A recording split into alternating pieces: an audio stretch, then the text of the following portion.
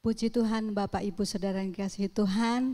Selamat bertemu kembali di dalam kasih Tuhan Yesus Kristus. Mari kita bersatu hati, kita mulai persekutuan kita pada sore hari ini. Kita akan sama-sama angkat pujian ini bersama-sama dengan segenap hati, segenap kerinduan bahwa kita ingin senantiasa hidup di dalam hadirat Tuhan. Haleluya. Bapa, kami mengucap syukur saat ini Tuhan. Kalau kami boleh ada sebagaimana kami ada saat ini, kami yakin percaya itu semua karena kemurahan Tuhan yang Engkau nyatakan dalam kehidupan kami. Oleh sebab itu Tuhan, kami mau terus memuji dan menyembah Engkau, sebab Engkau Allah yang layak kami puji dan kami sembah. Di dalam nama Tuhan Yesus Kristus, pimpin sertai kami dari awal sampai akhir persekutuan kami sore ini. Kami percaya Engkau ada di tengah-tengah kami. Terima kasih Tuhan Yesus. Hanya di dalam nama Tuhan Yesus Kristus kami berdoa, kami mengucap syukur. Haleluya.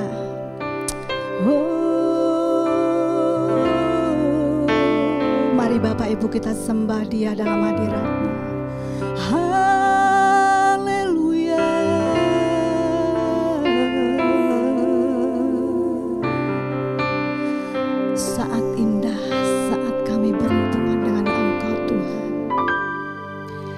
Saat indah ku berhadapan denganmu,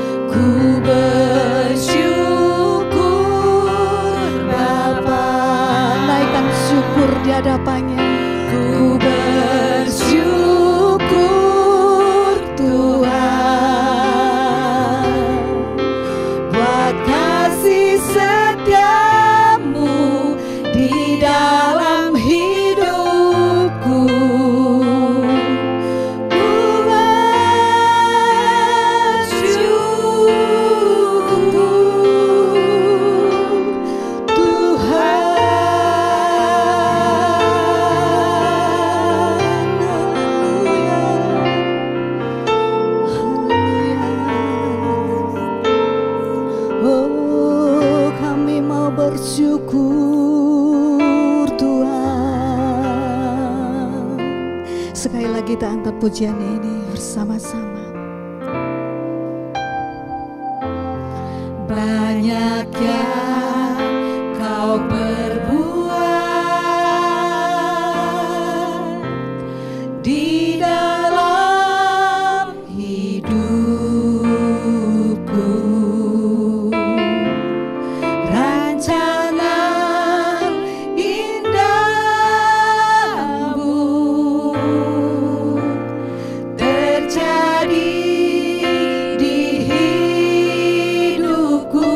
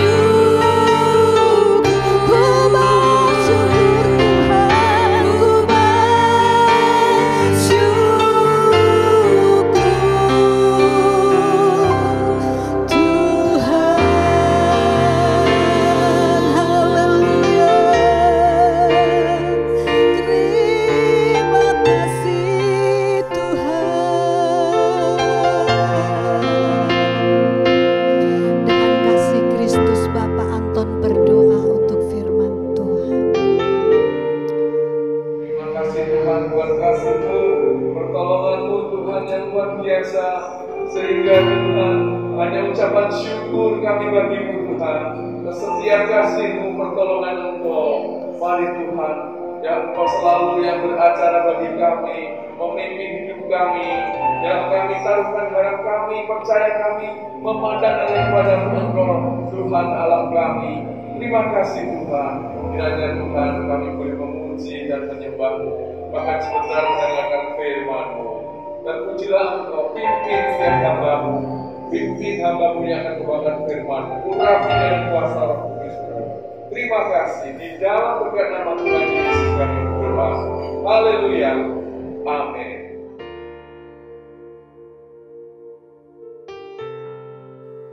Haleluya, shalom. Puji Tuhan, Bapak Ibu Saudara yang dikasihi Tuhan. Dimanapun kita mengikuti doa online pada saat ini, kita boleh bersyukur bersama-sama, kita boleh menikmati terus kasih Tuhan di dalam kehidupan kita. Lagu tadi sungguh luar biasa. Banyak yang telah diperbuat oleh Tuhan di dalam kehidupan kita. Bahkan karya yang terbesar Dia sudah berikan buat kita. Ketika Dia mati di kayu salib untuk menebus kita, Dia tidak berhenti hanya sampai situ. Dia punya rencana yang luar biasa. Dia punya tujuan di dalam kehidupan kita.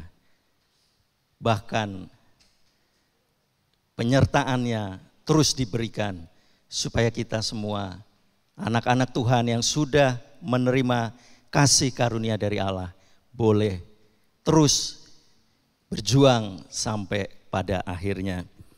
Nah saudara, ketika umat Tuhan sudah menerima keselamatan, itu tidak otomatis membuat kehidupan orang-orang percaya menjadi tenang, menjadi tanpa masalah. Justru iblis tidak suka dengan keberadaan orang-orang yang sudah ditebus oleh Tuhan. Iblis akan berusaha untuk merebut kembali. Tetapi iblis tidak berani merebut langsung dari Yesus. Karena Yesus sendiri katakan, tidak ada yang bisa merebut mereka dari tanganku. Jadi iblis memakai cara lain untuk merebut kembali.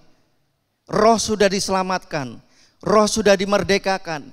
Tetapi masih ada bagian dalam kehidupan kita yang masih rentan untuk direbut oleh iblis. Kita akan baca saudara, renungan firman Tuhan pada saat ini judulnya adalah jangan buka celah bagi iblis. Kita akan buka di dalam 1 Petrus pasal yang kelima ayat 8 dan 9. 1 Petrus pasal 5 ayat 8 dan 9. Puji Tuhan. Demikianlah firman Tuhan. Sadarlah dan berjaga-jagalah.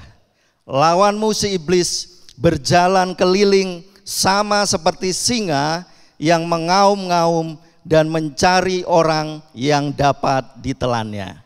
Ayat 9. Lawanlah dia dengan iman yang teguh, sebab kamu tahu bahwa semua saudaramu di seluruh dunia menanggung penderitaan yang sama. Amin. Surat ini diberikan oleh Rasul Petrus bukan kepada orang-orang dunia yang belum percaya Yesus. Surat ini diberikan untuk orang-orang percaya yang pada waktu itu termasuk baru percaya. Tetapi mereka mengalami aniaya, mereka mengalami masalah yang besar. Jadi ketika kita percaya Tuhan Yesus, bukan lalu kita berhenti menghadapi masalah. Justru masalah itu akan semakin besar. Karena kita sedang menjadi, di sini dikatakan, incaran iblis. Sadarlah dan berjaga-jagalah. Lawanmu si iblis berjalan keliling. Dia mengaum-ngaum dan berjalan keliling. Saudara, ada hal yang perlu kita lihat di sini secara lebih khusus, saudara. Kebiasaan singa, ketika dia mencari mangsa, dia tidak mengeluarkan suara. Justru dia mengendap-endap, dia bersembunyi, dia tidak mengeluarkan suaranya sampai calon mangsanya itu sudah siap untuk diterkam. Tetapi di sini dikatakan, diumpamakan iblis itu seperti singa yang mengaum-ngaum, saudara. Berjalan keliling. Artinya apa? Sebenarnya Tuhan sudah memberikan suatu warning-warning yang bisa kita tahu. Sehingga ketika dia mengaum, mengeluarkan suaranya tentu akan terdengar oleh sekitarnya. Ketika dia berjalan tidak mengendap-endap tapi berjalan keliling, tentu akan diketahui.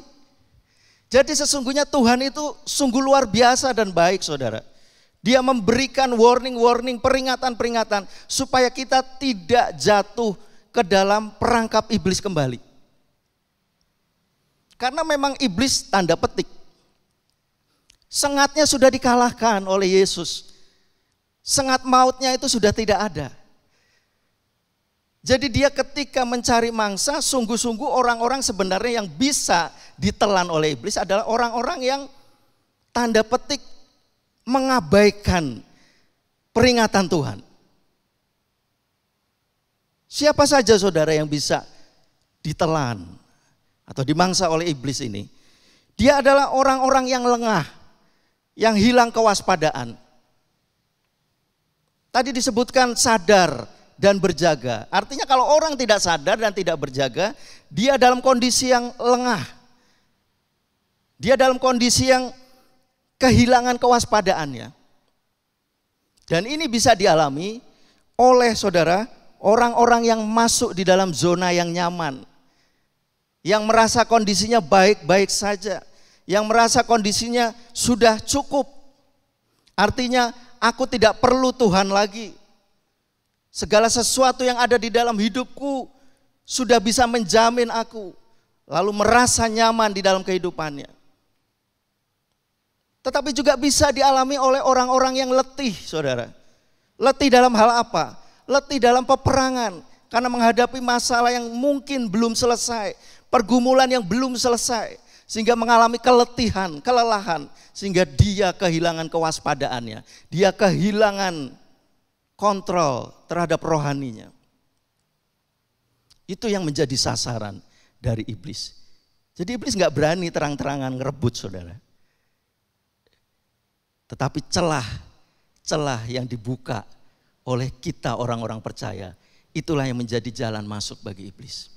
Lalu siapa lagi saudara yang bisa ditelan? Dia adalah orang yang bermain-main dengan dosa. Orang yang selalu bermain-main dengan dosa. Menganggap dosa itu begitu remeh, dosa itu begitu enteng. Oh, nanti aku bisa minta ampun sama Tuhan. Aku bisa minta ampun lagi ketika aku berdosa. Jadi kehidupannya menganggap dosa itu hal yang biasa. Padahal Tuhan Yesus luar biasa sudah menebus mereka. Menebus kita. Tetapi kita justru sering menganggap remeh dosa. Dosa kecil, enggak masalah. Masa begini aja jadi masalah sama Tuhan. Yang penting saya beribadah, yang penting saya berbakti. Jadi Rasul Petrus ingatkan kembali, sadar dan berjaga-jagalah. Karena iblis tidak akan terang-terangan merebut kita kembali. Tapi dia akan mencari celah untuk masuk dan menghancurkan kita kembali. Celah apa saja saudara yang menjadi incaran iblis? Yang pertama adalah karena roh sudah diselamatkan oleh Tuhan, maka iblis akan mengincar yang disebut perasaan dan pikiran. Perasaan dan pikiran orang-orang percaya belum sepenuhnya dimerdekakan. Buktinya apa? Masih ada hal-hal yang tersembunyi, hal-hal yang masih dikerjakan di dalam pikiran dan perasaan yang itu tidak berkenan di hadapan Tuhan.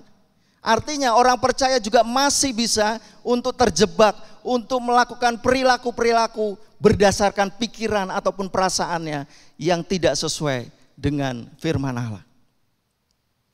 Itu menjadi celah masuk bagi iblis, saudara. Kita perhatikan Bagaimana Kain ketika perasaannya mulai jengkel terhadap adiknya. Ketika perasaannya mulai marah, iblis menyentuh sisi manusiawi manusia, saudara. Karena manusia masih memiliki perasaan. Sisi perasaan ini disentuh, diincar oleh iblis. Kemarahan, dendam, dengki yang masih ada di dalam diri manusia itu dimunculkan oleh iblis. Lalu ketika itu tidak ditanggulangi, justru itu diberi tempat di dalam kehidupan kita. Di dalam kehidupan Kain sebagai contoh, maka perasaan itu lalu merambat kepada pikiran, saudara. Bagaimana aku melampiaskan kemarahanku? Bagaimana aku melampiaskan kekecewaanku? Lalu pikiran itu mulai bekerja. Mulai mencari cara bagaimana menghancurkan Habel adiknya. Sehingga ada firman Tuhan katakan, jagalah hatimu dalam segala kewaspadaan, karena dari situlah terpancar kehidupan. Ketika hati kita mengolah hal-hal yang buruk, maka akan muncul celah yang semakin terbuka. Perasaan itu tidak bisa dihilangkan, saudara. Saya percaya setiap anak Tuhan, orang percaya sekalipun pernah mengalami kecewa. Pernah mengalami marah. Karena itu sisi manusiawi yang masih ada. Tetapi ketika celah itu semakin dibuka, dengan kita tidak mau menyerahkan perasaan kita ini kepada Tuhan, justru kita mengumbar perasaan kita. Bahkan lalu mengolah di dalam pikiran bagaimana perasaan ini bisa terlampiaskan. Maka yang terjadi adalah celah itu semakin terbuka lebar. Dan kita tahu semua bagaimana Kain akhirnya melakukan kehendak dari perasaan yang diolah lewat pikirannya. Dia mengajak Habel adiknya ke padang, lalu dihabisi di sana. Contoh yang lain, saudara, Daud. Perasaannya ketika melihat seorang wanita sedang mandi. Muncul perasaan tertarik, muncul hawa nafsu. Itu adalah sisi manusiawi yang masih ada dalam diri manusia, saudara. Tetapi itu akhirnya dipakai oleh iblis, dipakai sebagai celah untuk iblis masuk. Lalu mulailah Daud memutar otaknya, bagaimana caranya aku memiliki perempuan ini, yaitu Batsheba. Maka diambilnya dia dengan kekuasaannya, dengan otoritasnya sebagai raja, diambilnya Batsheba. Dan terjadilah dosa. Tidak berhenti sampai situ, saudara. Ketika dosa ini memunculkan suatu akibat, yaitu kehamilan Batsheba, maka perasaan takut, perasaan bersalah itu muncul. Tetapi itu diselesaikan tidak dengan cara yang benar, tetapi diselesaikan lagi dengan pikiran yang dimasuki oleh iblis kembali. Akhirnya diolahlah pikiran bagaimana menutupi akibat dosa ini. Daud mulai mereka-reka dengan pikirannya. Dipanggilnya Uria, suami dari Batsheba ini, supaya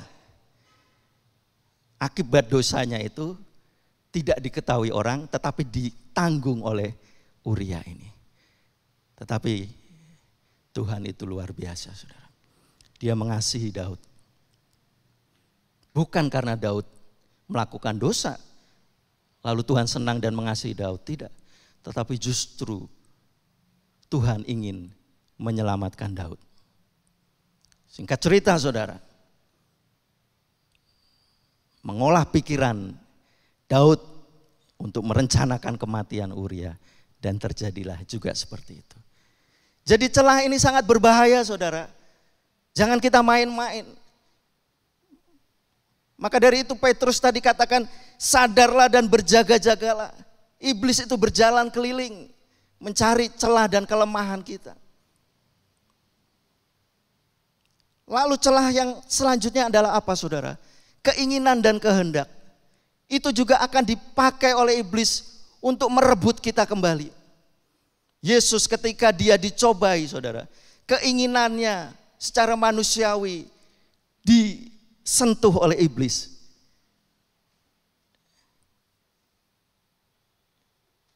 Tetapi Yesus berhasil menang. Sering kita berkata karena Yesus Allah makanya menang. Tidak, saudara. Yesus manusia saat dia dicobai, tetapi dia memakai kekuatan Allah untuk mengalahkan siasat dari iblis. Artinya apa? Kalau Yesus dimampukan sebagai manusia, maka sesungguhnya kita pun sebagai umat Tuhan, orang-orang percaya, diberi kuasa oleh Tuhan untuk menutup celah-celah kemanusiaan kita yang akan bisa untuk menjatuhkan kita kembali. Asalkan apa, saudara? Bagaimana caranya? Supaya celah itu tidak terbuka dengan lebar. Saya katakan di sini, sisi manusiawi kita tetap akan masih ada, saudara. Jangan pernah kita berkata, kita di dunia ini sudah menjadi manusia yang sempurna. Tidak. Tetapi sisi manusiawi itu yang akan dipakai oleh iblis, yang akan dipakai oleh iblis untuk membuat kita jatuh kembali, akan bisa kita minimalisir, Tuhan. Akan bisa kita tutup, justru jangan kita perlebar. Jangan kita justru buka lebar-lebar pintunya, saudara. Dengan cara bagaimana? Di ayat yang ke-9 dikatakan, 1 Petrus 5 ayat 9 dikatakan, lawanlah dia dengan iman yang teguh. Iman yang teguh bukan sekedar perkataan, saudara. Iman yang teguh bukan sekedar kita mengakui dan percaya pada Tuhan Yesus. Tetapi iman di sini adalah sangat kompleks. Yang pertama di sini adalah kita harus sadari kekuatan kita hanya dari Tuhan. Orang-orang yang tidak menyadari kekuatannya hanya dari Tuhan, tetapi dari yang lain, itu akan sangat berbahaya, saudara. Apalagi ketika dia merasa memiliki kekuasaan, memiliki otoritas, cepat atau lambat dia akan jatuh. Di dalam 1 Korintus 10 ayat 12.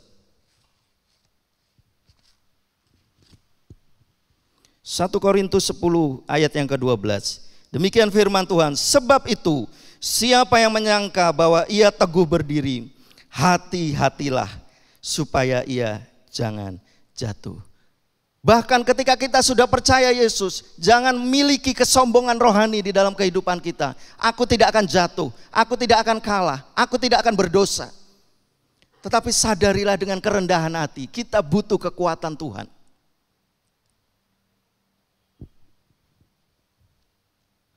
Lalu yang kedua, saudara,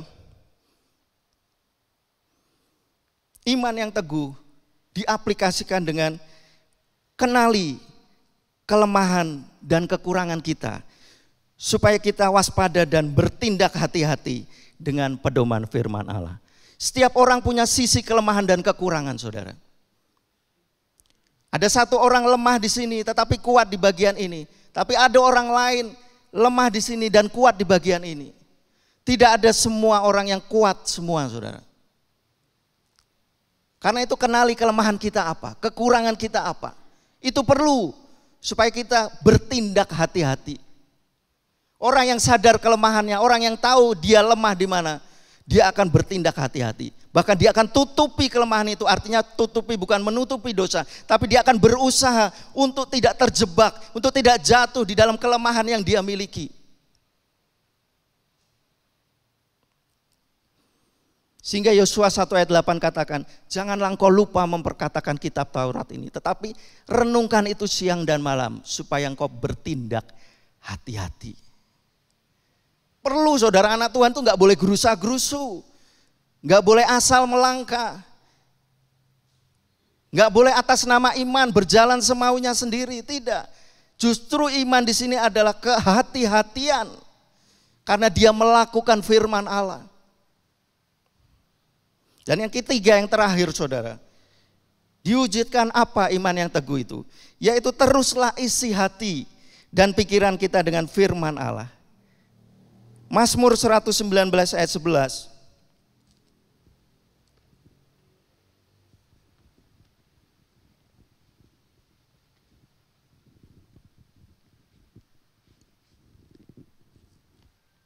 Mazmur 119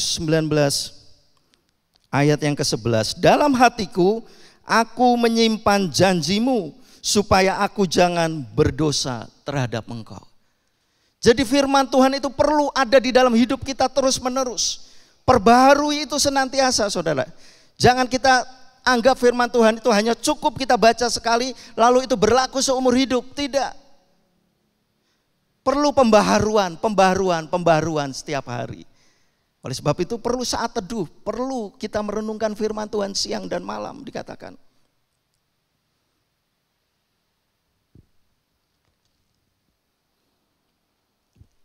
Dan bukan sekedar miliki firman saudara.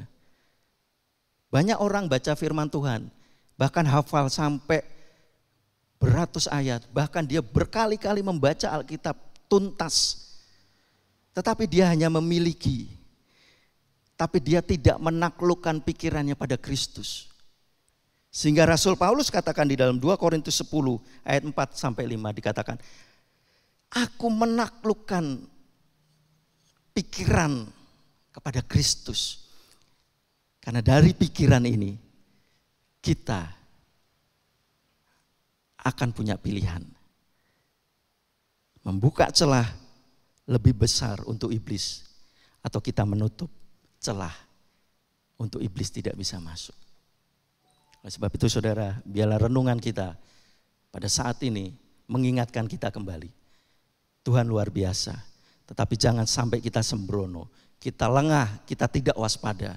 Karena iblis sedang berjalan berkeliling untuk mencari kelemahan kita. Tetap kuat di dalam Tuhan, terus hidupi firman Tuhan di dalam kehidupan kita. Amin. Saudara, Allah mengerti kelemahan kita.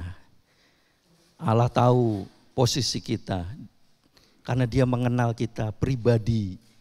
Dia mengenal kita sangat dalam. Bahkan mungkin kita sendiri gak mengenali diri kita.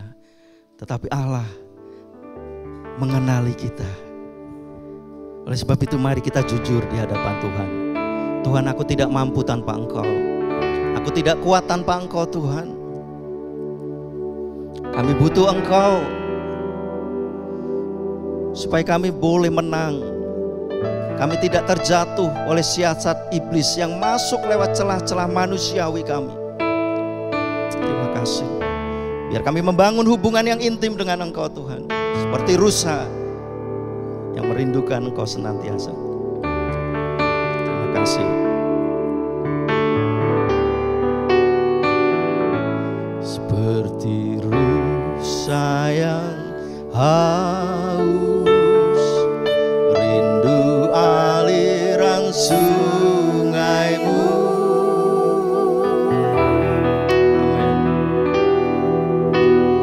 Amin. Hatiku tak tahan menunggu.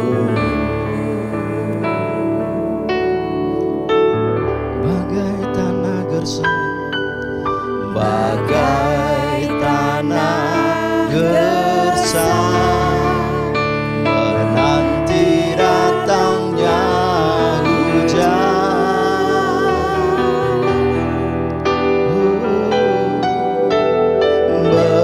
Begitupun jiwaku, Tuhan. Katakan lagi dengan sungguh, seperti rusa yang haus Tuhan. Seperti rusa yang haus. Seberapa kehausan kita saat ini terhadap Tuhan. Haleluya. Hatiku tak tahan menunggu. Terima kasih Tuhan. bagai tanah gersang, menanti datangnya hujan.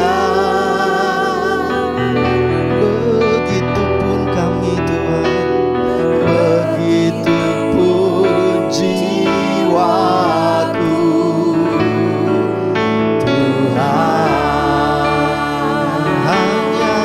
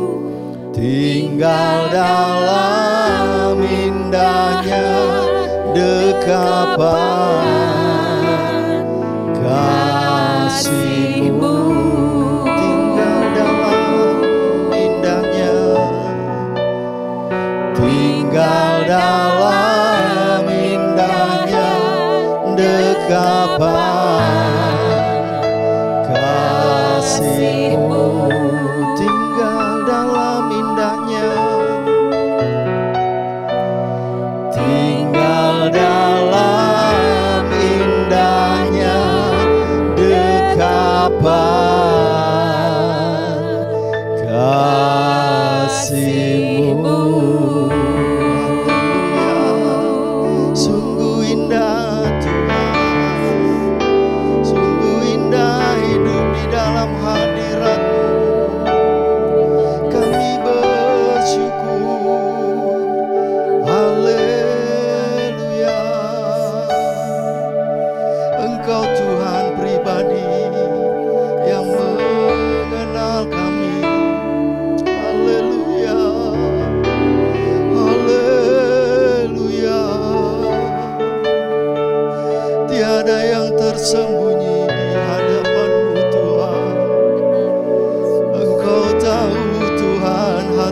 kami. Bahkan Engkau tahu rencana, rancangan, angan-angan kami Tuhan. Sebelum itu terwujud Engkau tahu. Haleluya, haleluya. Itu membuktikan kami lemah Tuhan. Kami butuh Engkau terus. Kami butuh diperbaharui terus. Haleluya, haleluya. Glory, glory bagimu Yesus.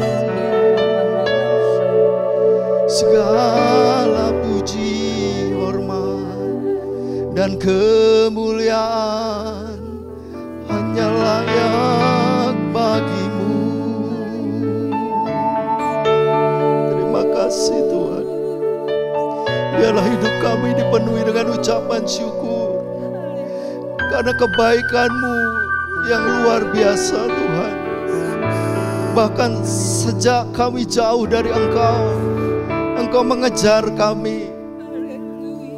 Saat Engkau menangkap kami, Engkau tidak biarkan kami. Engkau Tuhan dekap kami dengan kasih-Mu, supaya kami tidak direbut kembali oleh iblis.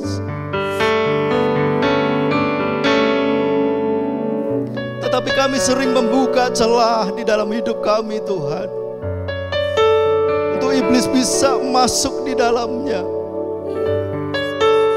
Kami menjadi sombong karena kami merasa mampu. Kami tidak taklukkan pikiran kami kepada Kristus, kepada firman-Mu. Kami hanya sekedar menjadi anak Tuhan. Bahkan mungkin kami rajin membaca Alkitab, tetapi firman itu tidak kami gunakan untuk memperbaharui pikiran kami, kehidupan kami. Ampuni kemunafikan kami Tuhan. Sesungguhnya kami perlu Engkau lebih dari apapun. Haleluya, haleluya, oh haleluya. Terima kasih Tuhan, hanya Engkau. Engkau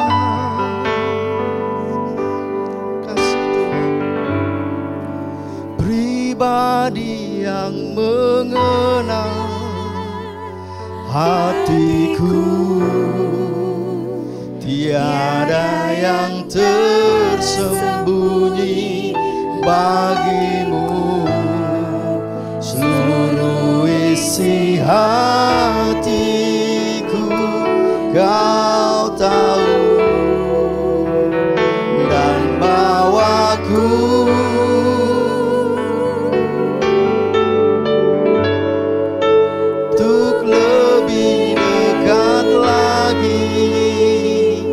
padamu,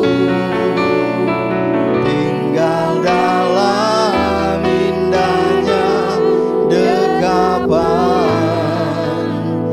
kasih-Mu.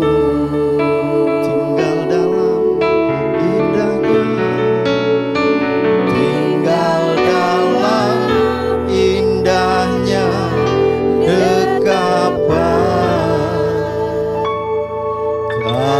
kasih-Mu.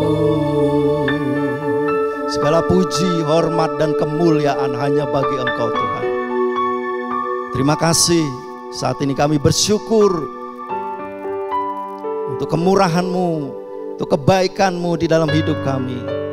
Untuk waktu ini kami boleh bersekutu bersama-sama Tuhan.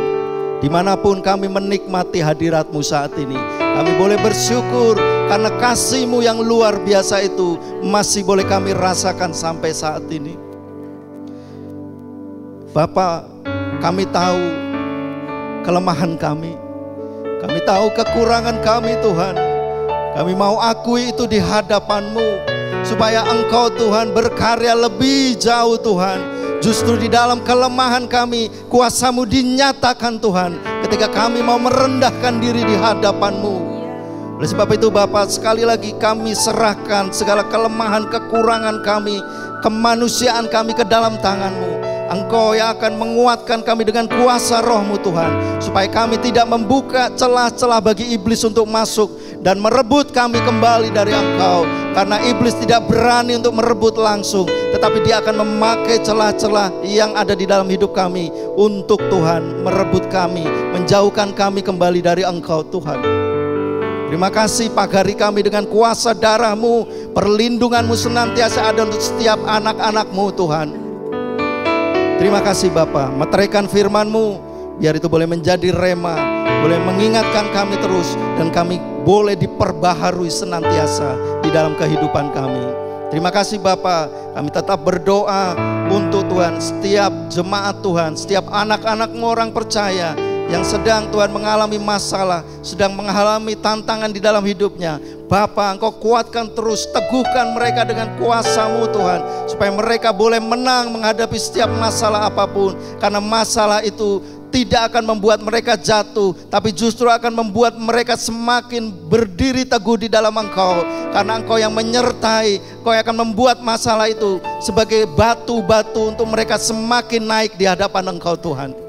Terima kasih Bapa, yang sakit Engkau jamah, Engkau sembuhkan dengan kuasa darah-Mu. Di dalam nama Yesus, kesembuhan yang dari Tuhan tetap ada dulu, sekarang, bahkan sampai yang akan datang. Kuasa-Mu tetap sama, kuasa darah-Mu tetap sama Tuhan, membawa kesembuhan bagi orang-orang yang membutuhkan. Terima kasih Tuhan, terima kasih.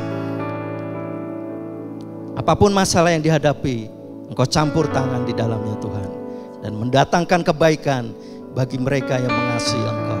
Terima kasih, kami tetap berdoa juga untuk gereja-Mu di tempat ini maupun Tuhan di cabang di Ponorogo. Bapa, perkenanan-Mu kiranya menyertai terus pelayanan yang ada Tuhan. Mulai dari Ibu Gembala di usia yang sudah lanjut, Kau tetap menopang, memberi kekuatan Tuhan. Karena kami percaya sampai masa tua Engkau tetap menggendong Tuhan. Kami percaya kekuatan itu tetap tidak akan hilang, karena kekuatan itu ada dan muncul dari dalam yang dimunculkan oleh Engkau Yesus. Terima kasih Bapa, hikmat mahrifat yang dari Tuhan boleh menyertai Ibu Gembala untuk memimpin, menggembalakan gereja Tuhan yang ada. Terima kasih untuk hamba-hamba Tuhan yang menyertai, yang membantu pelayanan. Kau juga kiranya memberkati, Kau berikan hikmat mahrifat yang dari Engkau, singkapkan kebenaran-kebenaran firman-Mu Tuhan, untuk dibagikan kepada setiap jemaat-Mu, untuk memulihkan, untuk menguatkan, untuk menegur, dan akan membawa jemaat-Mu semakin dekat dengan Engkau. Terima kasih Bapa di dalam surga, aktivis majelis, pelayanan-pelayanan yang dikerjakan, Engkau memberkati semuanya Tuhan. Biar apa yang dikerjakan bukan untuk manusia, bukan untuk kebanggaan manusia, tetapi untuk hormat dan kemuliaan nama-Mu, dan juga untuk membawa jiwa-jiwa yang belum percaya kepadamu boleh mengenal Engkau Tuhan. Terima kasih Bapak, terima kasih. Berkat Allah turun atas gereja dan pelayanan yang ada di dalamnya. Terima kasih Tuhan, terima kasih. Engkau yang membuka jalan dalam setiap apapun yang kami hadapi di dalam pelayanan yang ada Tuhan. Karena Engkau tidak pernah akan dikalahkan oleh siapapun yang menghalangi pekerjaan-Mu Tuhan. Terima kasih Bapa di dalam surga. Dan untuk bangsa dan negara kami tetap serahkan ke dalam tangan-Mu Bapa. Biarlah belas kasihan-Mu turun atas negeri ini Tuhan. Bangsa yang besar, Engkau mengasihi bangsa ini Tuhan. Kalau saat ini kami dirundung masalah, Bapa, kiranya ini semua tidak menggoyahkan sendi-sendi kehidupan bangsa ini.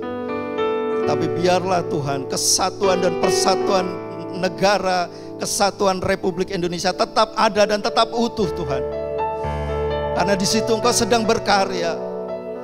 Engkau akan melakukan rencana-Mu untuk bangsa ini. Oleh sebab itu pimpinlah Tuhan, beri hikmat kepada pemimpin bangsa kami. Mulai Bapak Presiden, Wakil Presiden, Menteri-Menteri sampai jajaran yang paling bawah.